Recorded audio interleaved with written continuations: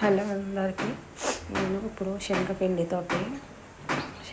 తీసుకొని కొంచెం వాము, కొంచెం పసుపు, కొంచెం కారం, కొంచెం ఉప్పు, కొంచెం వంట సోడా వేసి పిండిని గిన్నెలో జల్లించుకోవాలి. తర్వాత కప్ అంత నీళ్ళు పోసి పిండిని స్పూన్ తోటి మంచిగా బజ్జీ పిండి కలుపుకోవాలండి.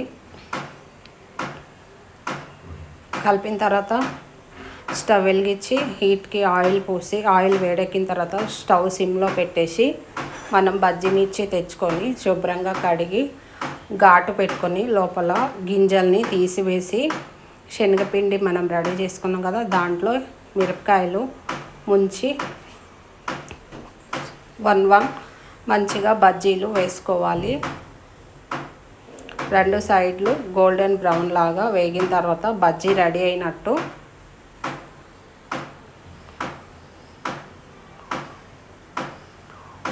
రెడీ అయిన తర్వాత గరిటెతోటి మనం ఒక ప్లేట్లో తీసుకోవాలి. బజ్జీలు వర్షం పడుతున్నప్పుడు లేదా తినాలి అనిపించినప్పుడు ఈ బజ్జీలు మనం చేసుకోవచ్చు ఇంట్లోనే ఈజీగా. మళ్ళీ ఇంకొక బజ్జీ వేస్తున్నాను. పిండిలో యాస్టీస్గా ముంచి వేసేయాలి. మనం ఇంట్లో చేసుకునేవి హెల్తీగా ఉంటుంది. పిల్లలు కూడా ఇష్టంగా, పిల్లల నుండి పెద్దవాళ్ళ వరకు ఇష్టంగా తింటారు. నా ఛానల్ చూస్తున్న వాళ్ళు ప్రతి ఒక్కరు లైక్, సబ్స్క్రైబ్ చేసుకొని మీరు కూడా ఇలా ట్రై చేసి కామెంట్ రూపంలో నాకు తెలియచేయండి. బజ్జీలు క్రిస్పీగా వచ్చాయి.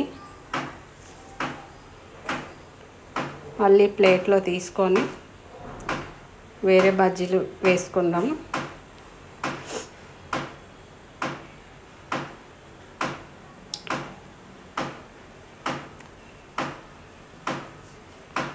యాస్టీస్గా బజ్జీలు పిండిలో ముంచి మిరపకాయని వేసేయాలి. అలా వేసేసిన తర్వాత రెండు సైడ్లు గోల్డెన్ బ్రౌన్ లాగా చక్కగా కాల్చుకోవాలి.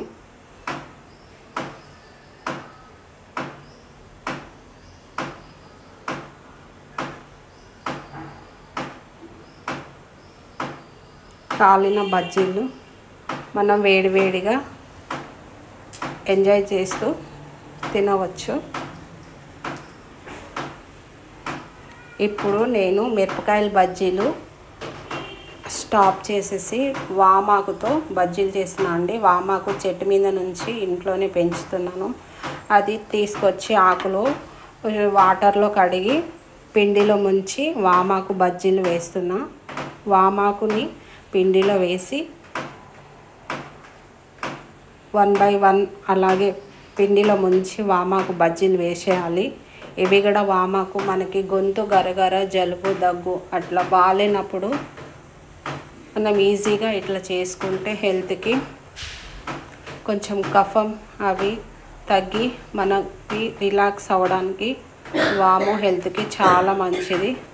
హార్ట్ షేప్లో వచ్చింది బజ్జీ, వాము బజ్జీ. మీరు నా ఛానల్ని లైక్ చేయండి, నన్ను సపోర్ట్ చేయండి. నేను మరిన్ని వీడియోస్ చేయడానికి మీ సపోర్ట్ నాకు ఎంతో హెల్ప్ చేసినట్టు. వేరే వంటతోటి నేను మీ ముందు ఉంటానండి.